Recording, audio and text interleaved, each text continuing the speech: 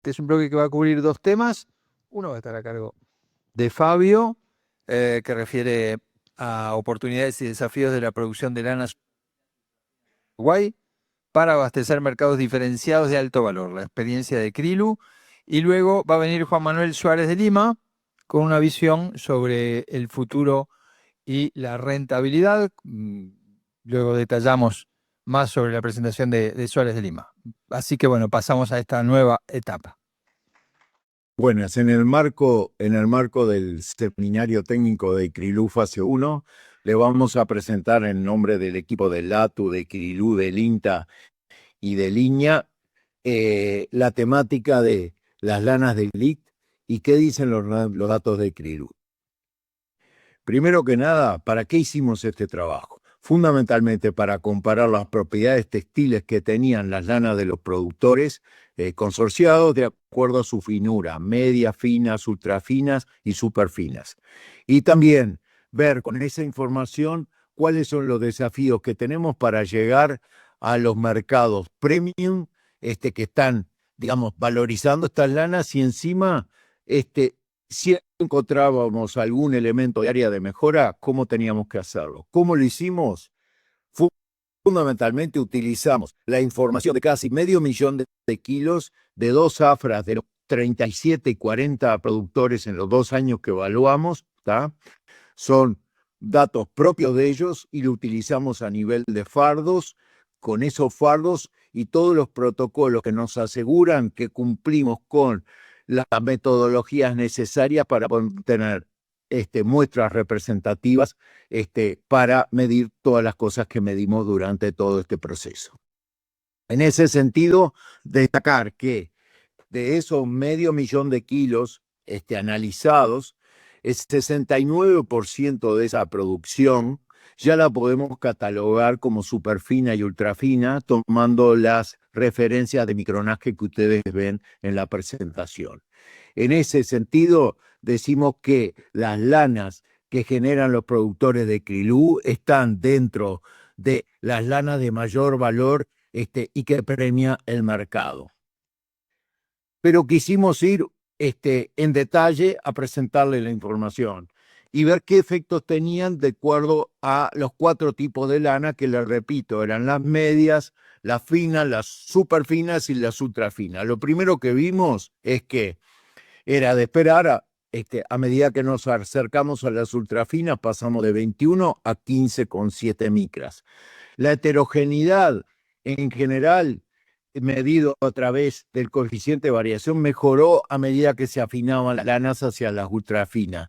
No encontramos grandes diferencias en términos de material vegetal entre el tipo de lana y en términos de luminosidad, a medida que se afinaban las lanas eran cada vez más luminosas y también el nivel de color en términos de blancura mejoró a medida que afinábamos las lanas. La resistencia de la lana fue superior en las lanas finas con respecto al resto y en particular con las superfinas y ultrafinas. Y el largo de la mecha, en general no hubo grandes diferencias entre lanas medias, finas y superfinas, pero sí fue menor en el caso de las ultrafinas. Y el punto de rotura que encontramos, que es muy importante desde el punto de vista textil y para mejorar el rendimiento, vimos que los puntos medios de rotura fundamentalmente ocurrían en las lanas ultrafinas. En términos generales decimos que la calidad del producto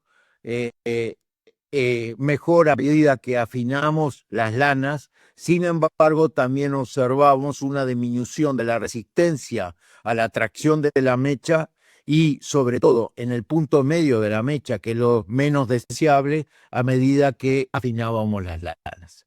Bien, en ese sentido nos quisimos hacer la siguiente pregunta. Bueno, si tomamos aquellos factores que son más claves para poder llegar a los mercados premium de estas lanas de altísimo valor, sí estábamos logrando los umbrales necesarios. En ese sentido utilizamos los 3 criterios más importantes. El largo de mecha, que va de 70 a 95 milímetros, el material vegetal que fuera menor al 1%, y después pusimos un umbral importante cómo fue la tracción de la mecha, pero a 38 newton por kilotex, que es un umbral exigente. Y lo primero que podemos decir es que en términos de largo de la mecha y el material vegetal, cualquiera de las lanas, sea medias, finas, superfinas, ultrafinas, están logrando el objetivo. Pero sí encontramos algunos problemas desde el punto de vista de la resistencia de la mecha. Y eso nos lo decían antes la información, pero ahora lo podemos confirmar aquí en términos del desafío. Y si vemos las tres cuestiones juntas, la combinación, nuevamente la resistencia de la mecha es el factor limitante que no nos permite capturar el mayor valor en el marcador, particularmente en superfinas y ultrafinas. Así que, en términos generales, decimos que las lanas de Krilú cumplen con los altísimos estándares de calidad en términos de largo de mecha y material vegetal para los mercados premium. Pero tenemos áreas de mejora como factor limitante la tracción de la mecha. Y ya cerrando como reflexiones finales, decimos que las lanas merino de los productores consorciados están calificadas como de altísimo valor en términos de la finura que logran. Segundo, que se lograron muy buenas propiedades textiles con las lanas producidas en el marco del consorcio. Tercer elemento, el mayor desafío que tenemos para adelante para lograr aquellos mercados premium que pagan por la calidad del producto en las lanas más finas. Bueno, la resistencia de la mecha es uno de los desafíos que tenemos para adelante. Y evidentemente necesitamos de acciones para mejorar esta calidad del producto en términos de una mirada integral de los sistemas productivos, desde el punto de vista del uso de la genética, la nutrición y la sanidad y el manejo, desde una visión, desde el proceso de gestación de ese animal hasta las etapas más avanzadas del proceso de recría de los animales, que sabemos que se hace a cielo abierto sobre campo natural, y hay una serie de desafíos que tenemos que poder levantar para lograr la mayor calidad del producto, para lograr el máximo beneficio para los productores. Muchas gracias.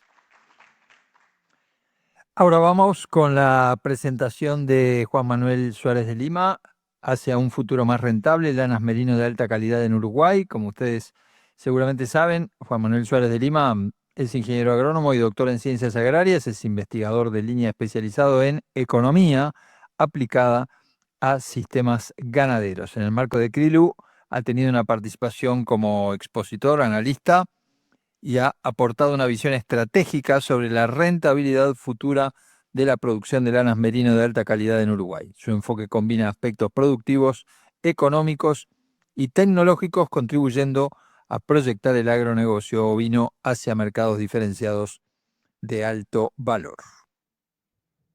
Muy buenas a todos, mi nombre es Juan Manuel Suárez de Lima, soy técnico de INIA, del programa ganadero y de la unidad de economía aplicada.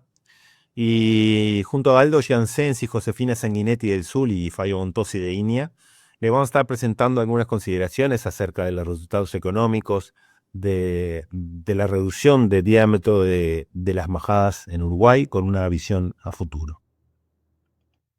Bien, ¿qué fue lo que realizamos para lograr los resultados que nos propusimos? En primer lugar, una investigación sobre precios, tanto en Uruguay como en Australia, de unos años para atrás, y de esa forma poder lograr ajustar curvas de precios en un diámetro, que es lo que necesitamos para obtener los resultados, especialmente para realizar modelación de resultados económicos en majadas con diferente diámetro. Asimismo, tratamos de ver también mediante simulación el impacto en la eficiencia reproductiva según el diámetro de las majadas y las curvas de precio evaluadas. Y por último, también vimos algunos resultados de estrategias como el enfardado por finura individual de vellones, que eso no lo vamos a presentar por cuestión de tiempo, pero está en la serie técnica. Bien, en primer lugar, lo que vamos a presentar son la forma de las curvas, tanto en Uruguay como en Australia, donde podemos ver aquí en el gráfico las curvas de Uruguay, la roja y la verde, que representan los valores del año pasado y los promedios del año 2014 al 2024. con una forma en Uruguay bastante más lineal, ¿tá?, en todo el rango de valores que existen, mientras que en Australia tiene una forma, digamos, característica, donde crecen drásticamente por debajo de las 16, 15 micras, generando valores muy altos a finuras que, bueno, por debajo de los 14 micras, donde valores que en realidad en Uruguay no tenemos, por lo tanto no podemos constatar que ante esos diámetros los precios realmente no generen también curvas de este tipo. Es decir, lo que se ve en Australia es una inflexión muy importante en diámetros inferiores a las 15 micras. En definitiva, es necesario seguir afinando si buscamos captar estos precios donde la curva crece drásticamente por debajo de estos micronajes. Bien, entonces cuando aplicamos esas curvas de precio de Australia y de Uruguay, promedio de los últimos 10 años, a tres majadas de 15, 18 y 21 micras, podemos ver los resultados que generan en cuanto a ingreso neto en dólares por hectárea estas diferentes curvas, a diferentes diámetros también. Como podemos ver, y de forma, digamos, copiando la forma de las curvas de precios, en el caso de Australia, los valores crecen, el ingreso neto crece notoriamente más en el caso al reducir de 18 a 15 micras con respecto a la reducción de una majada de 21 a 18 micras. Mientras que en Uruguay, en primer término, los valores de ingresos son inferiores en todos los casos por la magnitud de precios inferiores en toda la curva, pero también hay una tendencia más lineal, más suavizada, de incrementarse el ingreso neto al reducirse el diámetro, más proporcional a la reducción del diámetro, ¿verdad? En definitiva, la forma de las curvas de precio determina el impacto relativo de la reducción del diámetro.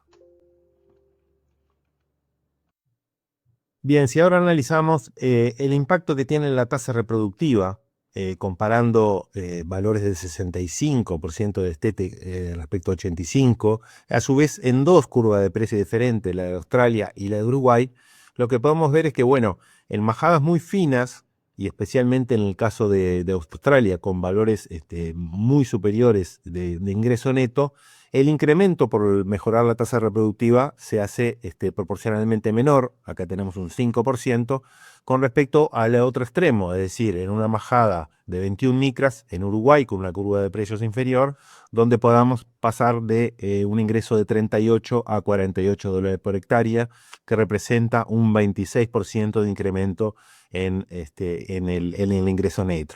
¿Por qué es esto? Bueno, básicamente porque en este tipo de sistemas la proporción de ingreso que viene por lana es muy inferior. En definitiva, la proporción de ingreso que viene por carne es muy alta, alrededor del 50%, y por lo tanto la eficiencia productiva tiene un impacto mayor. Sin embargo, hay que aclarar que desde el punto de vista de la genética, ¿tá?, en la medida que tenemos que mejorar el progreso genético, la reproducción se hace sumamente importante. Entonces tenemos un mayor impacto en la tasa reproductiva cuando una alta proporción del ingreso está determinado por la producción de carne, como en el caso de las lanas medias en este ejemplo, pero para el progreso genético la reproducción es clave. Bien, entonces como conclusiones debemos seguir afinando, poniendo especial atención a parámetros de calidad que definen precios en estos diámetros muy bajos, como resistencia, largo de mecha y material vegetal. Apuntar al marketing, la búsqueda de nicho de mercado, dar a conocer nuestro producto y así poder acceder a estas curvas soñadas por todos, ¿no? Con precios con valores que en muchos casos por debajo de las 13 micras que llegan a 150 dólares por kilo de lana en base limpia, ¿no? Finalmente, estas tasas reproductivas determinan acelerado progreso genético y en lanas medias además determinan directamente un mejor ingreso por producción de carne. Muchas gracias.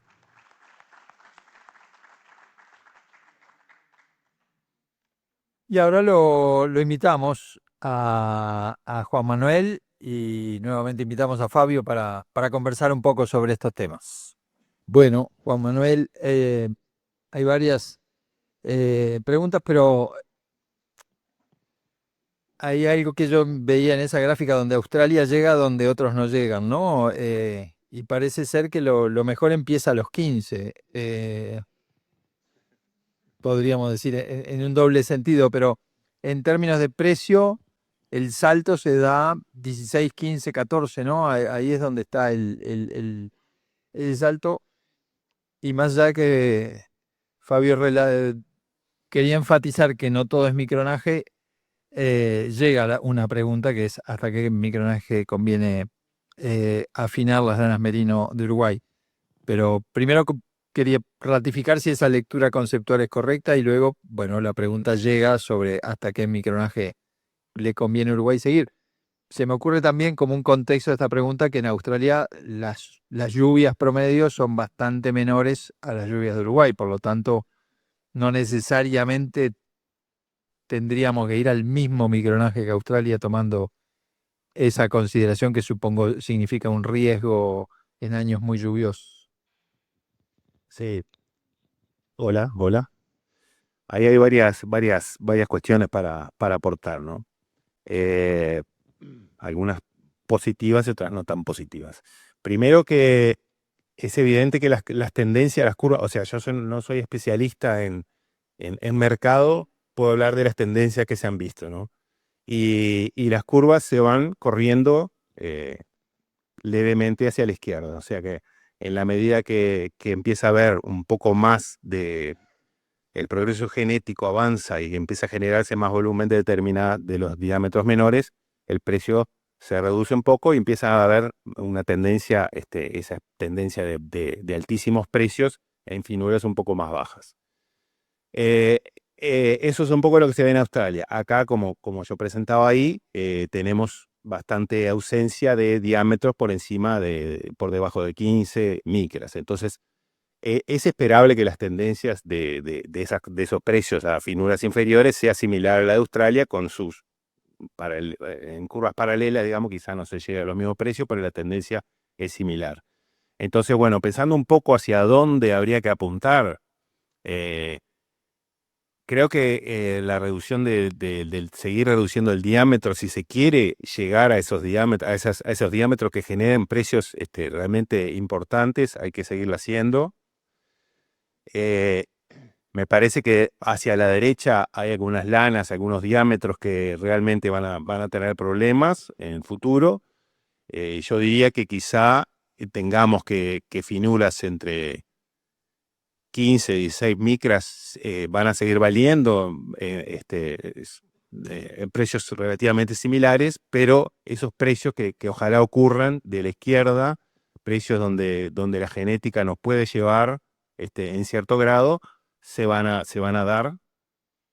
Y creo que todavía estamos lejos de que haya un volumen tan grande de ese tipo de lana de 12, 13 micras, como para decir que esos precios van a caer mucho. Seguramente caigan cuando empiece a haber más, pero se van a mantener en valores muy altos y van a generar realmente resultados para nosotros, por lo menos por muchos años, muy interesantes, ¿no? Pero las tendencias es lo que marcan, y después va a haber una charla de Andrew Woods, que debería llamarse Andrew Wool, que puede dar un poco más de claridad a esos temas, pero me parece que la cosa va por ahí. Es decir, esos precios que en la medida que el volumen empieza a existir de esos diámetros, caen en cierta manera, pero se mantienen después de cierta caída en valores altos, valores que generan rentabilidad suficiente para seguir con la producción, cosa que quizá es difícil ver en lanas por encima de 21 micras, ¿no? Hoy en día. ¿Puedo agregar una cosita distinto de otra óptica? Porque hiciste el comentario a los temas climáticos. Bien, Australia es muy grande, ¿está?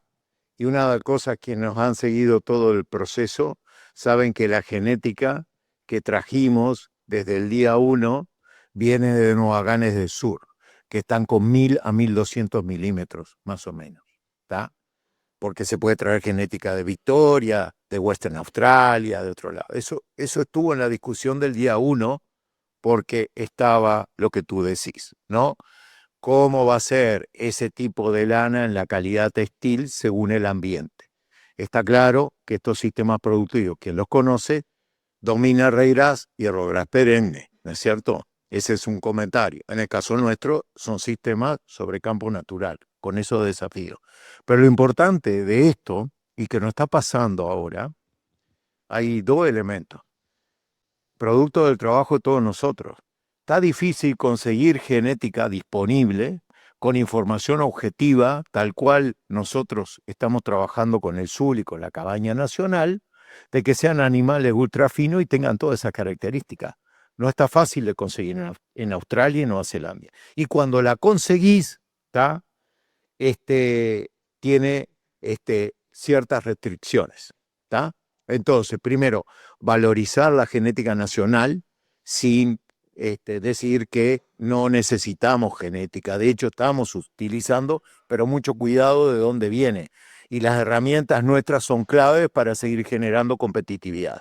Y si querés jugar, y eso está asociado con el análisis que hace Maneco, perdón, Juan Manuel, es que está también ligado, digamos, a que entras en un nicho, pero es un nicho de mercado con nicho de genética y todo es nicho. ¿Tá? Eso requiere un nuevo pensamiento y una nueva estrategia consolidando lo que venimos haciendo. Y otra cosa que es importante en el análisis, me acuerdo que Josefina Sanguinetti siempre lo decía, no se olviden que esto es sin cambiar la producción de carne ovina, ¿tá? En estos análisis, ¿te acordás? Josefina está ahí, que estaba atrás de esto, y Aldo está ahí, aquí, que pueden hacer sus aportes también. Bien. Me quedé con ganas, me voy a quedar con ganas de preguntar alguna cosa, pero vienen dos preguntas que tienen que ver con el tema de resistencia que vos planteabas, Fabio. Una dice, los problemas de resistencia de mecha para este tipo de lanas es de origen genético o ambiental. Otra dice, ¿cuáles serían las estrategias tecnológicas a seguir para mejorar la resistencia? O sea que están las dos relacionadas. Primero, son de las dos. Me animo a decir que el componente ambiental es más fuerte. No tengo base para decirlo, o sea que es medio temerario mi comentario, pero digamos, de pegarme golpes. Primero, buenas noticias. Hay proxy, como dicen los genetistas, a través del coeficiente de variación del diámetro para poder mejorar el coeficiente de variación del diámetro y mejorar la resistencia de la mecha. O sea que, y esa herramienta está disponible en Uruguay y lo hace SUL y INEA en conjunto, número 1. Después, es importante, después de haber trabajado con esa base de datos de los productores, es que los promedios a veces esconden cosas, ¿tá? Y es cierto que la resistencia era menor. Ojo que puse 38. Alguien me puede criticar que podría haber puesto 31 o podría haber puesto 28. Puse el umbral allá arriba. ¿Tá? Puse el umbral allá arriba para que no haya ningún sesgo. Más vale competir contra lo más exigente que poner umbrales. Pero también la buena noticia, hay productores que están sentados acá que tenían 40 Newton por kilotex y estaban produciendo 15 micras. O sea que está el componente genético y ambiental para poderlo lograr. Y otros estaban en 23. Son esas que rompen todas al medio y que la industria textil no las quiere. ¿Está? Bien. Hay una cosa que en este Sí. estudio no es por ser ultragino que tenían menos resistencia, sino que está muy atado que el 80-90% de los animales medios como ultrafino eran borregos. Y los borregos quieren el despeke en verano, son más susceptibles a los parásitos y quieren mortandad alta donde y llega a morir un animal, quiere decir que hay en 30% de otros animales pasados a este. Esa es la parte que yo te iba a decir ahora, pero Juan se me adelantó. Porque el 80% de esa lana la explicaban los borregos y no las ovejas. Ahora, esos datos son de 2014, 2015, 2016. Me animo a decir que ya tenemos, como pasa en el núcleo y como vimos en algún productor, ovejas que están generando esos micronajes. ¿Tá? Y esas ovejas están en sistemas ganaderos extensivos, que tienen dos funciones: generar y engendrar un nuevo animal y a su vez producir su propio oveción. Entonces, ahí la visión que traté de demostrarle, y está un poco también lo que dijo Nacho, ¿no? De preparar esos sistemas productivos cada vez más adecuados al producto premium que queremos generar. Y aprovecho algo importante. Nosotros para hacer este trabajo tuvimos que llevar las muestras al INTA, ¿tá? Se aprendió mucho. Acá está Nacho, que trabajó con Diego Sachero, que no pudo venir acá para acompañar, y con la gente del LATU, pero hay algo que hicimos y no tuvimos suerte, y aprovechamos ahora que tenemos autoridades acá, es que Uruguay necesita herramientas y hay equipos sofisticados como el Atlas que lo necesitamos para investigar, pero también para poder medir a nivel de los sistemas productivos la resistencia hoy, ya prácticamente 9 años después. Necesitamos eso porque es un siguiente salto de calidad, y creo que Sul nos tiene que dar una mano bárbara, y al Sul lo vamos a ayudar para que cumpla ese rol en una medida más textil que estamos necesitando para valorizar las lanas del Uruguay. Perdónenme ¿Qué es Atlas?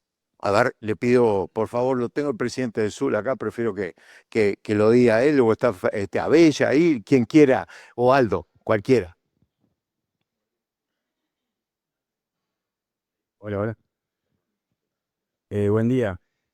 El Atlas es un equipo australiano. La A es de automático, testing, L de length, de largo, and strength, o sea, largo y resistencia de la mecha. Hay todo un protocolo para sacar una muestra representativa, lo que se llama el grab sampling, o sea, sacás como un pedazo digamos, del fardo. Y bueno, eso es lo que se mide, básicamente largo, resistencia a la tracción y, como hoy bien explicaban, la posición de rotura. O sea, es mejor que tenga niveles más altos de resistencia y que rompa o en la punta o en la base, para aún así tener una buena mecha y no en el medio. Básicamente es eso.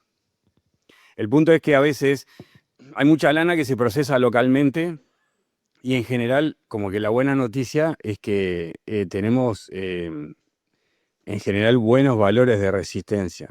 Eso acá hay topistas locales que lo pueden comentar, obviamente con variaciones entre lotes, entre animales, lo que sea, pero en general como que es algo bueno comparado con otros lados.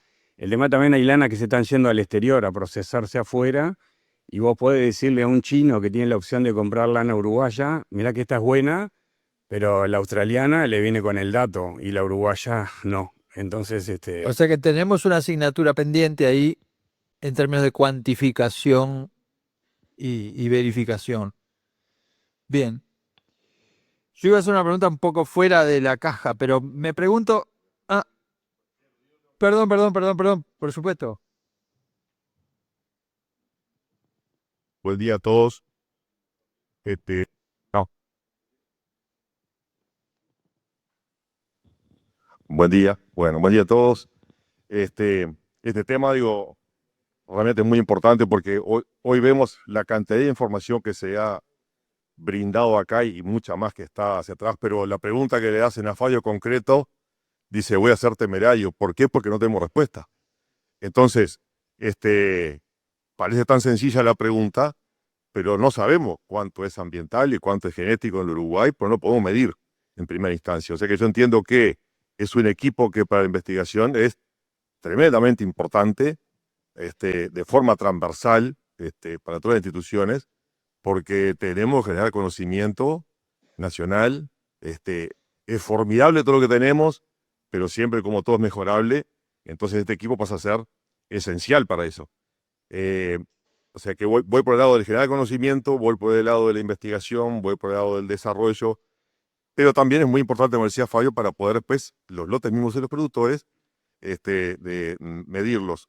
Y algo que no es menor, es un equipo que certifica, o sea que internacionalmente nos puede certificar. No algunos otros que tenemos en Uruguay como para hacer algún tipo de ensayo, que tampoco tiene gran capacidad de velocidad de procesamiento. Entonces, si será necesario ese equipo, es un equipo muy costoso, es de alto valor, lo cual es relativo. Entiendo yo que $380.000 de repente puede ser mucha plata, pero creo que para un país que está generando conocimiento de primer nivel y nos posiciona en primer lugar del mundo, entiendo yo que $380.000 es muy poco, y sobre todo que le va a brindar al país y al Uruguay todo un lugar destacado, digo, por poder acceder y por poder generar, sobre todo, el conocimiento y la tecnología para llegar a ese mercado de altísimo valor, ¿no? Seguramente para adelante habrán charlas, pero yo me quedé con las ganas, está todo un poco basado en el micronaje, ¿no? Pero en esa curva exponencial realmente tenemos valores muy importantes en algunos micronajes, y entiendo yo que a veces algunas de las preguntas que se hacían, ¿no? No podemos pretender tener productos de altísimo valor con el mismo animal si no tenemos que tener algunas otras cosas para hacer en nuestro sistema. Pero bueno, creo que el equipo era muy importante. Gracias, Fabio, por sacarlo. Y seguramente acá tenemos que estar muchas instituciones juntos en esto para llevarlo adelante. Y entiendo yo que es un equipo extremadamente necesario para Uruguay todo. Tal vez entre Zulinac e Iña pueden llegar a los 380.000 o si no le avisamos a Odone que está por presentar la ley de presupuesto que entren 380.000 más. No, yo simplemente, porque estamos muy sobre la hora, pero me pregunto si en un horizonte de 10 años Krill no puede intentar ser una marca reconocida fuera de fronteras y si no tendría sentido presentar a Krill en Italia, donde está el diseño, donde está Gucci, en Nueva York, donde hay una diseñadora uruguaya muy reconocida que tiene vinculación con la lana, no sé. 10 años es un plazo lo suficientemente grande como para pensar cosas también que puedan ser grandes y decir, ¿por qué no presentar esto fuera de Uruguay, es donde se cocina el bacalao del diseño de ropa en el mundo, ¿no? No te creas que en el plan estratégico no estuvo esa discusión. Estuvo, ¿está? Lo que teníamos claro es que, digamos, nosotros, cuando digo nosotros, ahora me pongo la camiseta de línea, nuestro rol son la información y los coeficientes técnicos. Esta información que tienen acá, cada cual es dueño de su futuro y cómo quiere interpretar el negocio. Nuestra obligación es darle información, después cada actor toma su determinación. Ahora, en el arreglo comercial y en la manera en la cual cada uno de los actores quiere desarrollar ese negocio, está la discusión de los propios actores. Hay intercambio entre las redes, entre los distintos integrantes, y bueno, es un rol de ellos liderar este proceso. Pero quiero destacar que ya hay empresas y productores que están haciendo eso en Uruguay. De hecho, hay una productora acá que está ahí, Gabriela, que ya está haciendo eso. No, lo está haciendo con empresas, nos ha representado muy bien, le agradecemos. Así que ese partido ya se empezó a jugar. Lo que sí te entiendo del lado tuyo es decir, bueno, ¿y por qué no un gran volumen de la producción uruguaya? Nosotros como técnico y como institución, está clarito que vamos a acompañar ese proceso, pero ese liderazgo lo tiene que tomar el sector privado. Buenísimo. Bueno, Un comentario. sí, Primero, siguiendo un poco la línea del tema de que no es solo afinar, ahí ver un poco, es muy claro, los remates de esas lanas súper finas ponen un énfasis muy importante en lo que es resistencia, material vegetal, ¿no? Realmente, y largo de mecha. Entonces, hay que apuntar a todo y ir mejorando todas esas características para lograr ese producto de altísimo valor. Atrás de eso también está todo el tema del proceso, las certificaciones, el bienestar animal y todo lo que sabemos que también acompaña y que le pone un plus, y que hoy es un plus, capaz que el día de mañana es una barrera contra la cual si no tenés determinadas cosas, quedás por lo menos fuera de ese mercado de alto valor. Y por último, respecto a lo que vos decías, realmente estoy muy de acuerdo. Nosotros lamentablemente siempre vamos a ser chicos y siempre va a haber un mercado como el australiano que tiene esas lanas que si bien son proporción baja del total, pero de un total tan inmenso porque ellos realmente ese volumen lo tienen y es mucho más fácil para ellos acceder, aunque sea, incluso son además ventas informales, ventas por contacto, por negociaciones. Entonces nosotros tenemos que poner muchísimo énfasis en poder, si el día que tengamos esos productos, tener también las conexiones para poder venderlo bien y que no sea una lana más y que realmente se valorice todos los atributos que tiene. Un comentario. No, pero es para vos. ¿Le podés comentar qué te dio la separación de los fardos según la finura? Porque no lo pudiste presentar, pero hace 24 horas tuve una pregunta de la vicepresidenta de línea con respecto a eso y dije que vos lo ibas a contestar y justo no pusiste eso. Bueno, lo que pasa es que no daba mucho el tiempo, está en la serie técnica, ahí está. No, matemáticamente, digamos, cuando tenés esa curva que no es una recta, es una parte exponencial, si vos lográs captar el fardo más fino, vos tenés un plus que es más que quitar esa lana muy fina del otro lote, ¿no? Entonces, ahí donde realmente con ese tipo de curva, donde crecen en forma muy importante, si vos tenés una majada de 14 micras, donde agarrás una proporción de borrego, lo que sea, que por ahí es chica, pero te genera un par de fardos de 12 micras y medio o 13 micras, podés lograr precios que realmente son realmente muy, muy, muy importantes y capaz que se equiparan a una proporción muy grande del resto de la lana. Entonces, la posibilidad de hacer un OSDA, o sea, medir los animales previo a la esquila y poder enfardar al menos los más finos, ¿tá? Después capaz que se puede mezclar el resto, no hacerlo todo ordenado, pero sí los más finos y venderlos aparte, es una opción muy interesante y que después depende mucho de las curvas que oscilan bastante, pero podés lograr 15, 20% de mejora en el ingreso por esa lana. Y comentarte, y termino, tranquilo, termino. No severo. No, para que vean cómo cambia esto, ¿no? Por ejemplo, no es lo mismo sacar lana de la paleta, del costillar o de los cuartos. Ese trabajo lo hicimos en conjunto con De Barbieri. Y esto empieza a revolucionar, lo hicimos hace cuántos años, Nacho, hará 6, 7 años. Esa información sigue vigente cuando entras en esto, ¿no? Empezás a separar el producto. O sea, que es bastante revolucionario entrar en este tipo de productos. Y ni que hablar el tema de la resistencia en ese producto, ¿no? Buenísimo. Bueno, un aplauso para Maneco y para Fabio.